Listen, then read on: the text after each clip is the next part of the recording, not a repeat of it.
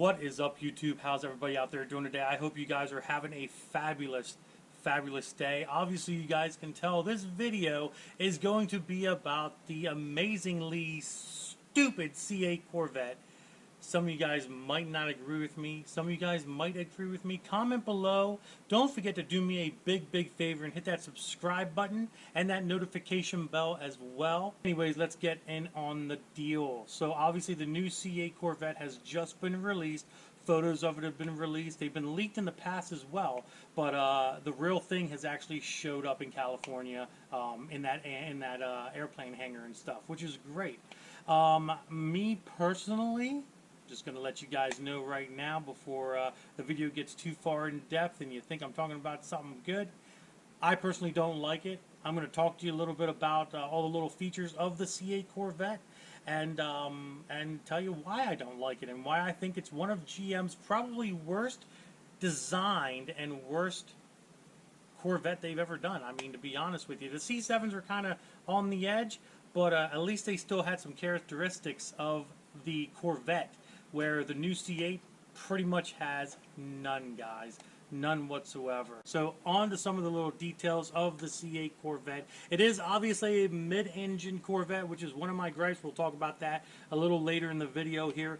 But the mid-engine, it is a mid-engine V8 Corvette 6.2 liter LT2, which is amazing. That's cool. I'm glad that they kept the V8 engine. I'm happy about that. That makes me very proud to know that they've done that. It does put down like 490 horsepower, 485 horsepower, 470 foot-pounds of torque at the crank, not the wheels, at the crank. And it also comes with, which is another one of my little gripes we're going to be talking about here as well, is it also comes with a 8-speed dual-clutch transmission, which is okay, you know, for a vet. You know, it's okay. I'm still trying to figure out, guys, whatever happened to manual cars? Whatever happened to the fact that you could get in a car, shift freaking gears, and have some fun? Why has everything got to be a freaking automatic nowadays? On the side note of the C8 being an automatic, that's great, that's fine, whatever. It's going to be great for racing, which is what that thing is built for. But it would be very nice to see a manual transmission, actual true manual transmission vehicle on the market in the Corvette kind of form. Who knows if it's going to happen in the future or not? We don't know. If it does, that'd be great. If it doesn't, well, it is what it is, guys. And on another side note, the freaking Camaros, they're going to be canceled here in 2023. We're probably going to be making a little bit of a video on that because that is literally one of America's top muscle cars, and we'll get into that too a little bit here. One of America's top muscle cars, and now they're getting rid of it for some odd reason, which is ridiculous in my eyes. The biggest thing with the C8 is, to me, the C8 Corvette is supposed to be an American sports car. That's what they classify it as, an American sports car. And in my honest opinion, with the way they designed the new C8 Corvette, it's not a sports car anymore. It has now become an exotic.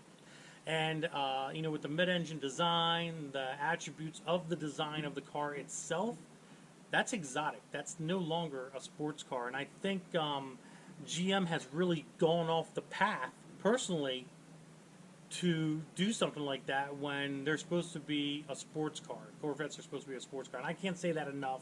You guys are probably going to get sick and tired of hearing me say Corvettes are supposed to be a sports car. But guess what, guys? Corvettes, they're supposed to be a sports car. They're not supposed to be an exotic. If I wanted an exotic, I'd go buy a Lamborghini or a Ferrari or a McLaren. I think GM is going a little too far on that side of an exotic vehicle. I understand what they're doing. They're just trying to reinvent the Corvette, but I think they're trying to reinvent the Corvette in a wrong light or in a wrong way. If I wanted, like I said, if I wanted an exotic, I'd go buy a McLaren or a Lamborghini or a Ferrari. Not that I can afford any of those, but that's what I would do. Now, on the plus side, the fact that they designed it in such a way, being an exotic car, exotic looking car, is now you can have the look of an exotic car for the price of a Corvette, literally. And the prices of the Corvettes are going to be between $55,000 and $60,000, which is not a bad deal pretty much, you know, anybody, you know, coming out of college could probably pick one of those things up, which is pretty nice, you know, to be honest. It's pretty nice. You know, so, you know, you could have an exotic looking vehicle for a very, very low cost. We do have some good news though. You can fit 2 golf bags in the back, which is pretty freaking awesome. I don't know why you're going to put 2 golf bags in the back of a C8 Corvette, but whatever, guys, whatever. So, I don't know, like, there's my little opinion on it. Not a very long video, just a very short little video here. I hope you enjoyed the beginning of it. I put that all together, thought it'd be pretty cool. You know, I wanted to show in the beginning of the video, I wanted to show the progression of the C1 all the way up to the C8. And I think I did that pretty well. Comment below if you think that was a good job. I was very proud of it. It took me a little bit, but I was pretty proud of it, to be honest. But yeah, you know, the C8 Corvette is, it looks like a lot of people really, really do like it, other than myself. But I'm not buying one, so my opinion really doesn't matter, does it?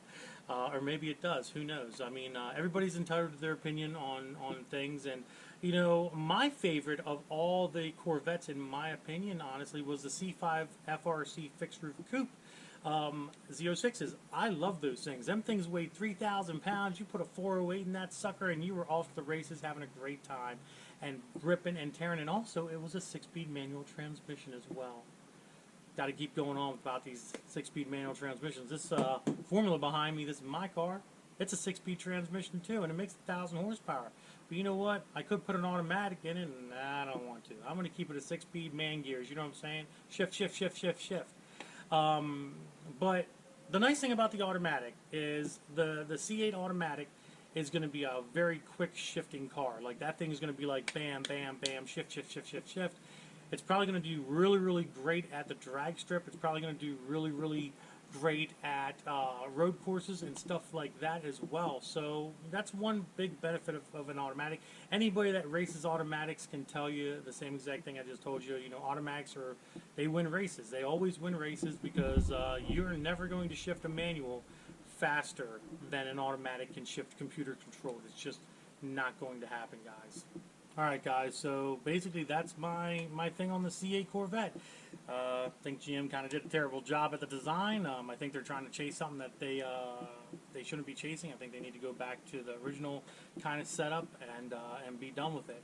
The C7, like I said before, you know, the C7s were, you know, a good, I think, aesthetically pleasing Corvette. The C6s were, you know, kind of whatever. Like I said before, my C5s are my personal favorite. C4s were junky. C3s were pretty cool. The Stingrays were always one of the very good Corvettes. You sit in a C3 and you see them huge fenders in front of you, and you're like, wow, this is crazy. That's pretty cool. I always remember sitting in C3 Corvettes and being able to look out the windshield and seeing that long, gigantic hood in front of me, which I thought was really, really neat and cool, to be honest. C2s, very nostalgic. C1s also very nostalgic, very cool looking cars. Everybody wants a C1 or a C2 Corvette. They're just something that people look at and they literally just fall in love with almost immediately. But yeah, guys, so pretty much that's it. That's my C8 Corvette kind of opinionated review. Like I said, some of you might agree, some of you might not, agree with what I'm saying, but that's just my personal feelings on it.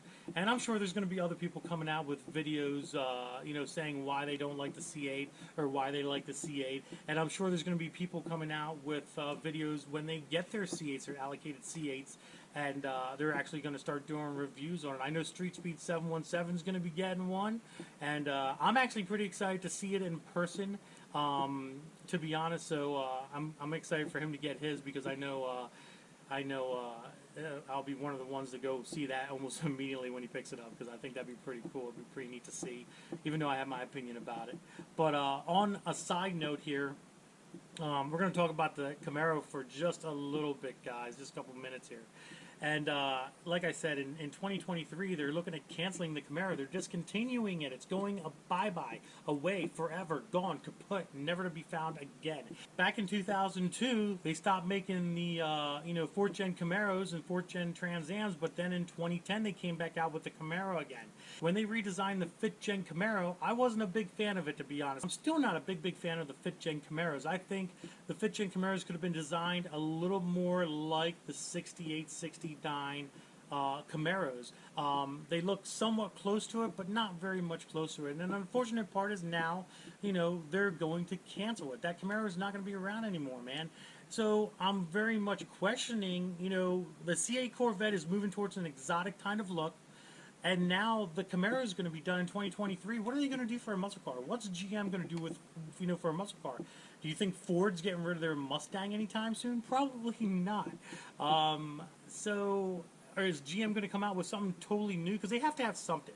GM's going to have something to fill the gap of the muscle car era. If they're making C8s that are making all this high horsepower, why wouldn't they give, say, the blue-collar man, we'll put it that way, the blue-collar working man, why wouldn't they give them some sort of a muscle car that they can afford that's in the $30,000 to $40,000 range for them to do it? Maybe they have something up their sleeve. Maybe they are planning something. I don't know.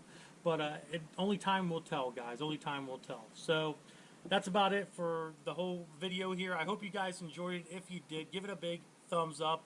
Don't forget to subscribe. Instagram is Diablo Formula Racing. Facebook is also Diablo Formula Racing. Deuces, guys.